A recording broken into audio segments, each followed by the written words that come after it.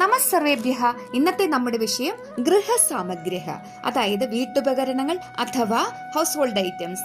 നമുക്ക് വീട്ടിലെ പ്രധാനപ്പെട്ട 5 സാധനങ്ങളുടെ പേര് പഠിച്ചാലോ? ഒന്നാമത്തെ വാക്ക് പര്യങ്കഃ, അതായത് ബെഡ്, കട്ടിൽ, പര്യങ്കഃ. രണ്ടാമത്തെ വാക്കാണ് ദർപ്പണഃ. ദർപ്പണഃ എന്നാൽ മിറർ, അതായത് നമ്മുടെ മുഖം നോക്കുന്ന കണ്ണാടി, ദർപ്പണഃ. മൂന്നാമത്തെ വാക്കാണ് ദീപഃ.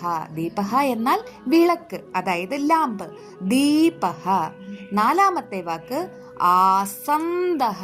ആസന്ദഃ എന്നാൽ കസേര, അതായത് നമ്മുടെ ചെയർ, ആസന്ദഃ.